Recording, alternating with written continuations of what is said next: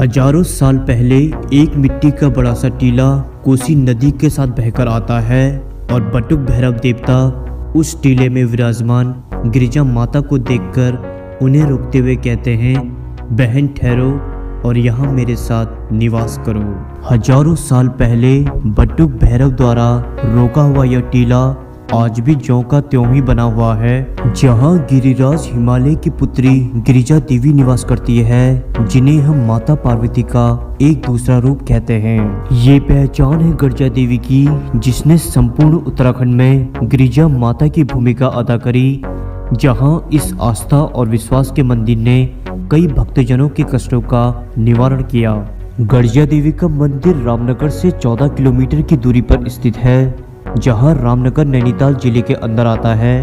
वहीं नैनीताल से रामनगर की दूरी लगभग 65 किलोमीटर है। नवरात्रि, गंगा दशहरा, बसंत पंचमी और शिवरात्रि के समय गिरिजा माता के दर्शन करने हजारों भक्तों की भीड़ उमड़ जाती है। आखिर कोसी नदी में अचानक आए इस मिट्टी के टीले में गिरिजा माता की स्थापना कैसे हुई, जानेंगे इस एपिसोड में। लेकिन अगर आप नैनीताल मीडिया यूट्यूब चैनल पे पहली बार आए हैं तो चैनल को सब्सक्राइब करके बेल आइकन भी दबा दीजिए।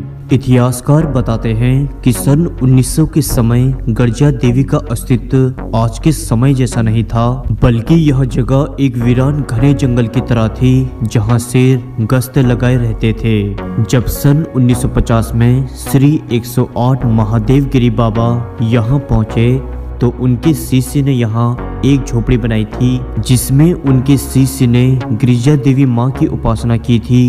महादेव गिरी बाबा एक नाग बाबा और एक तांत्रिक थे, जिन्हें कई सिद्धियां प्राप्त थी।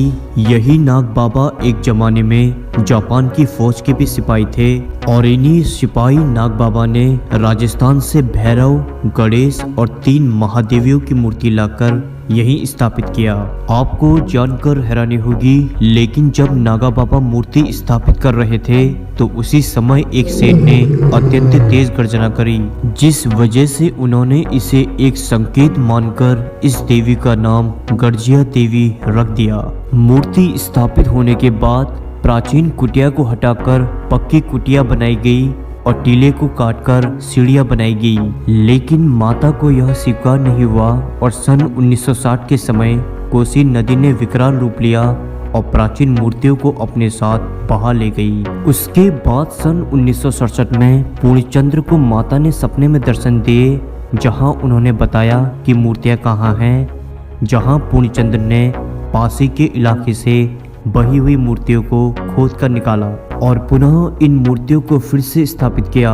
सन 1970 के समय गिरिजा मंदिर ने लगभग आज के जैसा रूप ले लिया था और सन 1977 में लोगों के द्वारा मंदिर जाने की कठिनाइयों को मद्देनजर रखते हुए गिरिजा पुल का भी निर्माण कराया गया। पुरातत्व विभाग के अनुसार माने तो यह मूर्तियां 800 से 900 साल पुरानी है।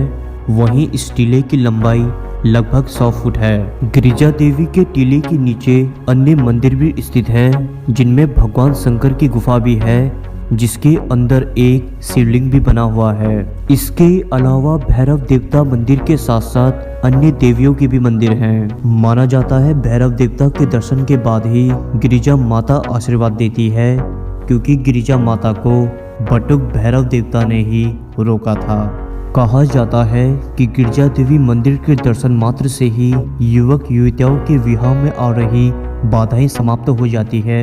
युवक युवतियां मनचाहे जीवन साथी की प्राप्ति के लिए गिरिजा देवी आकर प्रसाद चढ़ाते हैं और मनोकामना पूरी होने के बाद पति पत्नी के जोड़े में आकर घंटी या छत्र चढ़ाते हैं। वहीं कार्तिक पूर्णिमा में गंगा स्नान करके लोग माता का स्मरण करते हैं। वहीं शिवरात्रि के समय यहाँ मंदिर कमेटी के द्वारा मेला लगाया जाता है। गिरिजा देवी मंदिर आप कहीं से भी आ सकते हैं। यहाँ आप बस या ट्रेन से रामनगर आ सकते हैं और रामनगर से प्राइवेट कैब या बस करके आप डायरेक्ट गिरिजा देवी मंदिर पहुँच सकते हैं। तो दोस्तों, आज के एपिसोड में बस इतना ही। मैं हूँ आपका दोस्त संदीप। फिर से मिलेंगे एक नई एपिसोड में। तब तक के लिए नमस्कार दोस्तों।